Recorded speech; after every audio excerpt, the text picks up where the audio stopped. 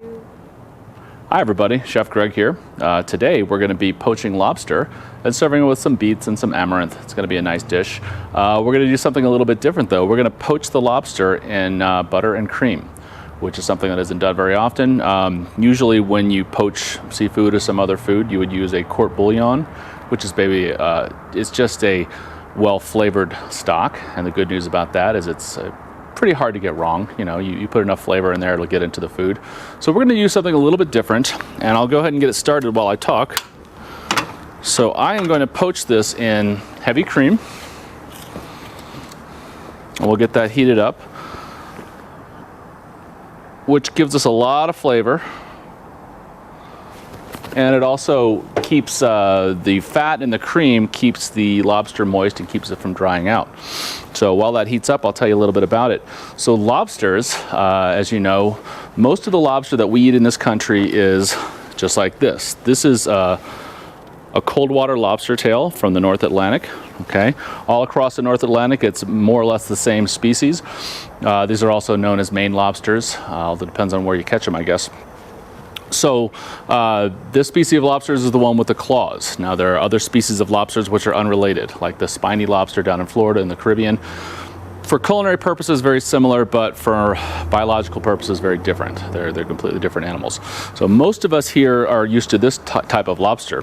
Now, an interesting thing about that is when the European colonists first came to America, lobsters were so plentiful, they were considered trash. They would pile up on the beaches, they would wash ashore.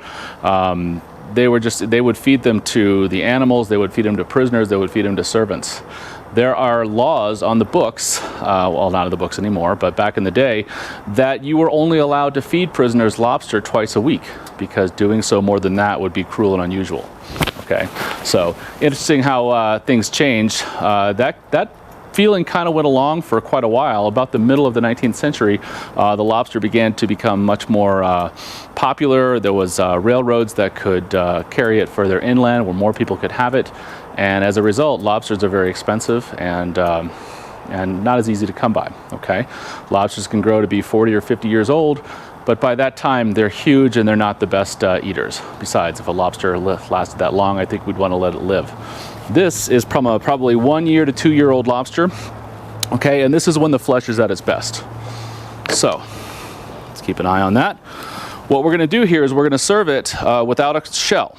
All right, and I'll show you how we do that. So we take the shell underneath with our handy kitchen shears. Okay, we're going to break it open like this. Okay, and then we pull out the tail. Okay. So we basically have a boneless or a shellless lobster tail here now.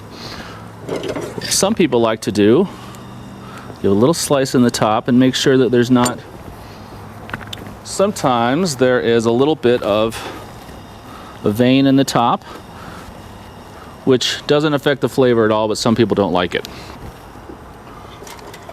And what we're going to do here is run a skewer through the meat. And the reason that we do that is simply because I don't actually want it to curl up.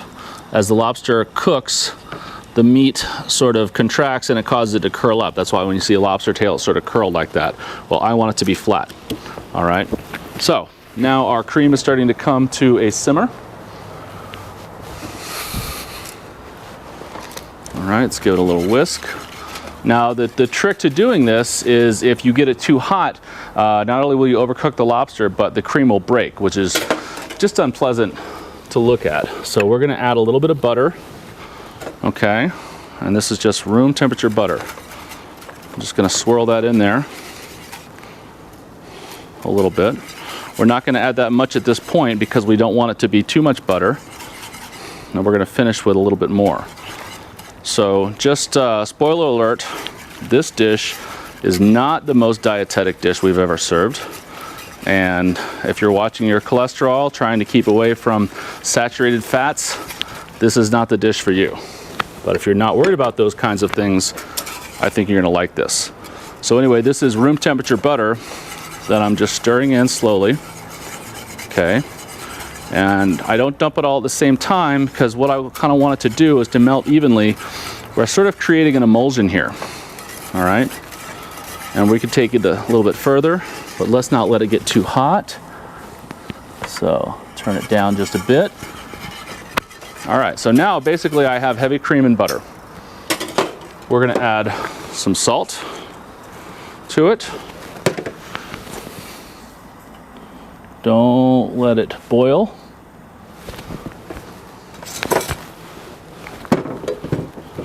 Next, we're gonna add some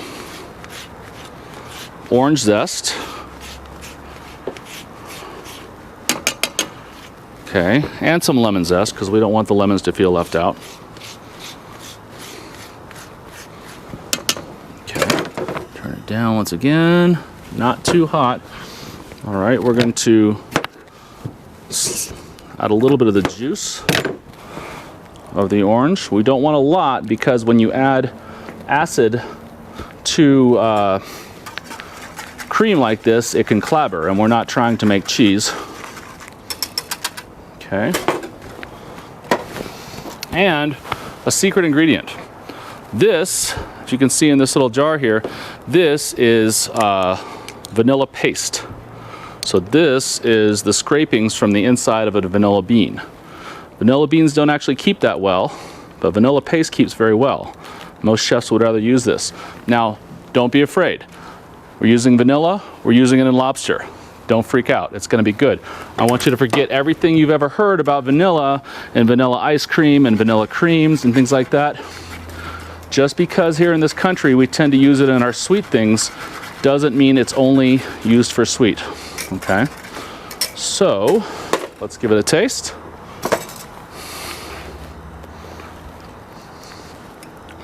Not bad. A little more orange juice. Okay. And a little more salt. Stir that up. And we're gonna lay our lobster tail right in there, just like that. Okay. Now we're gonna cook it slowly, because we don't want the cream to break and we don't want the lobster to overcook and become rubbery. Okay, so I'm gonna get this up to a simmer, and I'm gonna put a cover on it. Oh, we have a visitor. Get out of here. That is not a bee, that is a yellow jacket. You all know I love bees, but I do not love yellow jackets. Okay, let's clean up here a little bit.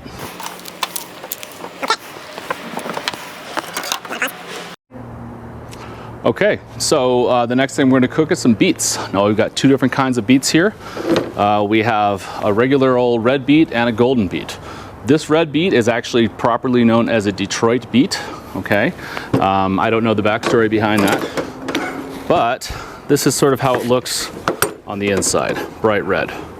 There's lots of different kinds of beets. There are the red ones, there are some pinkish ones, there's some candy striped beets, and then there are the gold beets, which are a lot of fun too. Now, the word beet comes from a Celtic word meaning red, oddly enough, which does not apply to our gold beet, which is really pretty on the inside. So if you're not eating golden beets, you should. Not only are they very good, but they don't have this annoying red stuff all over them, which can get all over everything that you're cooking or touching or everything else. So I've taken the liberty of already pre-steaming some of these, so we don't have to sit here and cook beets for 25 minutes. You can roast beets, you can steam them, peel them, saute them. They take a while to cook, similar to a potato, maybe even a little bit more. So the good thing is though, you can pre-cook them up to a certain point and just finish them. And that's what we're gonna do here today. So we are gonna add a little bit of butter. Now normally I would use olive oil for this, but you saw how much butter and cream went into this part of the dish. To switch to olive oil now would be like throwing a deck chair off the Queen Mary. Okay, so we may as well enjoy it. We've already decided that we're gonna eat some unhealthy stuff. So in this pan, let's add a little bit of gold beets. And these are just steamed. I steamed them and sliced them. And we're just gonna bring them back up to heat and we're gonna caramelize them a little bit. And then we're gonna do the same thing over here with some red beets. Now I don't put them in the same pan because I don't want them to end up the same color. Anything you add red beets to is going to pretty much look like a red beet, okay? So let's take some thyme and let's add thyme to our yellow beets, and let's take some mint and we'll add some mint to our red beets. Mint and red beets are a classic combination. Beets are also really good with basil. Beets, believe it or not, are really, really good with blueberries. Something about beets and blueberries together that works really, really well. I opted not to do that today. I didn't think it would go well with our cream sauce. So we're gonna let these just cook for a little while. Let's check on our lobster. Looking good. We're almost there. And while I am letting that cook, I want to talk to you about our next ingredient.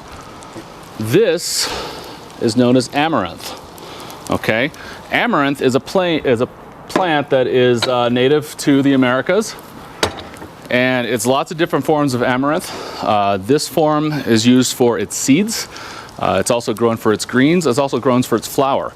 It's a great plant because it offers us a lot of things, and it is very, very easy to grow. In fact, if you've ever had a garden here in Colorado, you probably had a problem with pigweed. Pigweed is a weed that grows almost everywhere. There's a crack in the sidewalk in Colorado, you're gonna see it. Well, pigweed is a wild form of amaranth. That tells you how easy it is to grow. Now, it's been cultivated in the Americas for about 8,000 years. There's some debate about how far back that goes, but it's pretty far. The Aztecs considered it such an important part of their diet that in addition to corn, they would actually take the cooked amaranth and they would combine it with honey, and they would make little figurines of their god. And it was so sacred to them that then they would take pieces of that god and they would pass it out, and it would be a very festive things, and they were celebrating the abundance that this plant has given us and through their god. And you can imagine how the missionaries and conquistadors felt about this. So when they came, they didn't like the idea of somebody giving out pieces of their god to be eaten. That was their deal. So the conquistadors and the missionaries actually banned the growth of amaranth in the Aztec region, in what we call Mexico now, at all. It was banned for hundreds of years, which is terrible. Luckily, like I said, amaranth grows whether you want it to or not, and so it managed to survive. And it's only in the last 60 or 70 years that it's kind of come back as a mainstream food. One of the interesting things about amaranth, and I just thought this was cool as heck, is, as I said, it comes from the Americas, although it's grown worldwide now. It's a very important foodstuff in Asia, in India, in Africa. Some people eat the greens, some people eat the seeds. So there's evidence dating back to about 1000 BC of amaranth being eaten in India. Now, amaranth doesn't come from India. So either they're wrong and it does come from India, or there was some sort of contact between the East and the West back then. Who knows? I don't know if that's true, but it's a fun story to tell while you're cooking. All right, so back to it. Amaranth, for culinary purposes, is just really good. It's a close cousin of quinoa. It's very high in protein. It's full of vitamins and lots of good stuff. If you're not eating amaranth, you should be. Okay, so let's check on our lobster. Yep, looking pretty good. Okay, so let's take her and we're going to set her aside in just another pan for right now. Okay, keep this kind of warm. Okay, now we take our cream, we give it a spoon. Not only does it taste like the orange and the vanilla and the lemon juice, but it also has a little bit of a lobster flavor going on now. So let's heat it back up a little more, and we're going to add even more butter to it. The reason you add butter at this point is less for flavor and more as a liaison, which means it sort of thickens it up. Whenever you're making a reduction of cream sauce like this, what you're doing is trying to cook out as much of the water as you can while leaving as much of the fat as you can. And one of the best ways to do that is to kind of watch the little bubbles that are here. Okay, so as you can see, we've got some bubbles. They're not very big. All right, we're going to stir a little bit of our butter in there. Don't worry, we're not going to use all of this. When I do this, I'm usually doing it for lots of lobsters at the same time. Okay. And once again, it's like you're making an emulsion. You're taking this fat and you're adding it to a liquid. And if you watch the bubbles, they start to get bigger.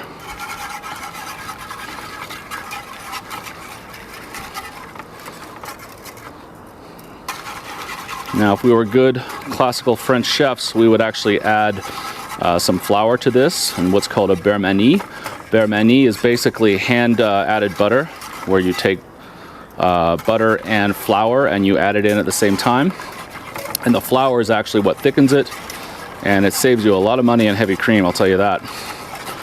But we like to avoid flour where we can. I don't know if you can see this, but its sauce is getting thicker, the bubbles are getting a little bit bigger. Okay. And the reason we're doing it slowly is we're trying not to let the butter melt before it's incorporated with the cream. All right, let that go for a second. Let us take our lobster and we'll pull out our skewer.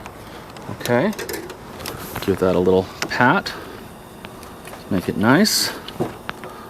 Okay, now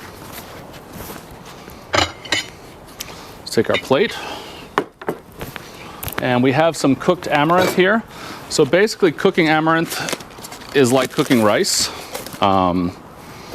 It's not terribly exciting. If you can cook rice, you can cook amaranth. I would just go a little higher on the water. It seems to take a little bit more water than rice does.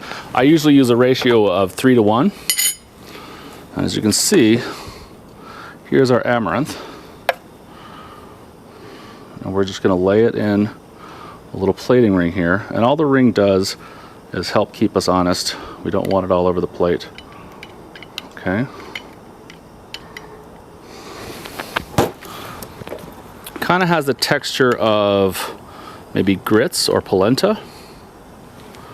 Okay. Let's have our lobster tail. We are going to spoon some of our sauce, a little bit on top, a little bit around the sides.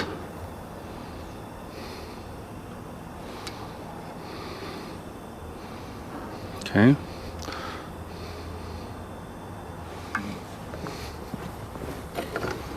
Now, let's add some of our beets.